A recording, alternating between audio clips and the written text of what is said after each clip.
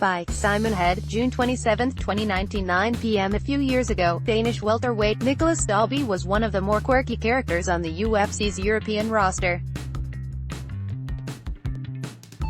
With his outlandish fight week onesies and his sunny disposition, Dalby, the 1st of March 17 MMA, 521 CW, was often a friendly and familiar face when the UFC pitched their octagon on European soil.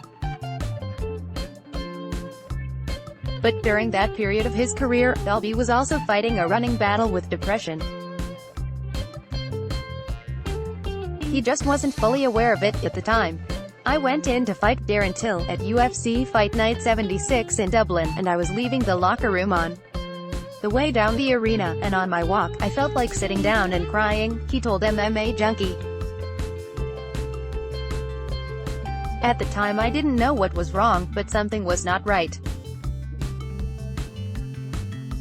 I think after the Till fight, a thrilling come-from-behind draw, thanks to a 10-8 final round, instead of maybe taking time out and finding out what was wrong, there was so much hype and attention and momentum that I couldn't take a small break and find out what was wrong. So I just kept going, and in the end, I crashed for real." Dalby was in the midst of a bout of depression that looked set to derail his career as he fell to 3 successive defeats in fights he believes he could have won. It led to his release from the UFC and left him assessing his next move. "I just didn't have my mojo," he explained. "Fighting is a physical sport, of course, but it's an even more demanding sport mentally. It doesn't matter if you're there 100% physically unless you are 100% there mentally, too. So yeah, I found out I was suffering from depression and had some stuff I needed to sort out. I did that with a mental coach and a psychotherapist, and now I'm here. Luckily I'm now aware of the signs of me going that way again, so by keeping in touch with my mental coach I can be in a good place 99% of the time. But I have my bad days, everyone does." Since getting help, the former Cage Warriors welterweight champion rediscovered his mojo and resigned. With his former promotion sporting a new nickname, Sharpshooter has given way to Locomotivo, and a renewed motivation to succeed. After the minor speed bump of a split decision loss in his return bout, the popular Dane reeled off a hat-trick of stoppage wins. The third, a stunning 4th-round knockout of the dangerous former Bama welterweight champion Alex Lohore, saw the 34-year-old capture the Cage Warriors interim welterweight title and set up a title unification bout with defending champion, Scotland's Ross Houston, 8-0 MMA, 6-0 CW, at Cage Warriors 106 in London on Saturday night.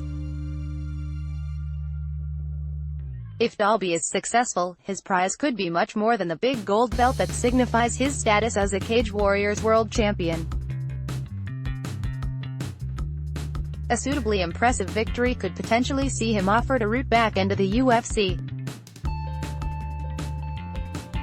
And with the organization set to host its first show in Dalby's home city of Copenhagen on September 28, there can be no bigger motivation for the Dane to deliver in London on Saturday night. "That would be incredible, that would be insane, that would be the dream of my life," said an excited Dalby.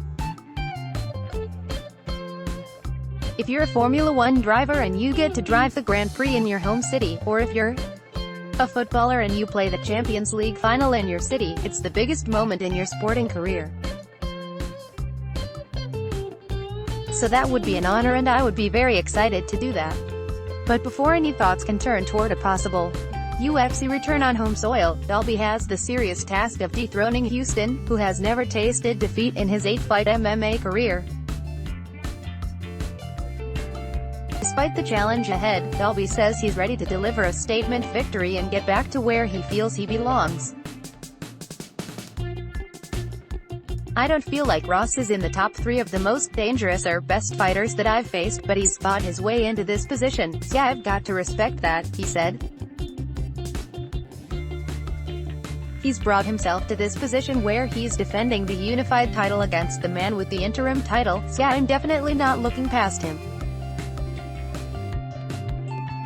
"I don't do fortune-telling or future-telling," he continued. "I will go in there and put my best on Ross.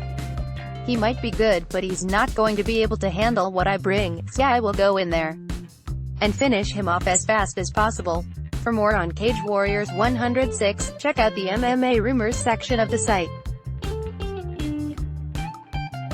Breaking, Cage Warriors 106, Nicolas Dalby, Ross Houston, Cage Warriors, News. Let's block ads. Why?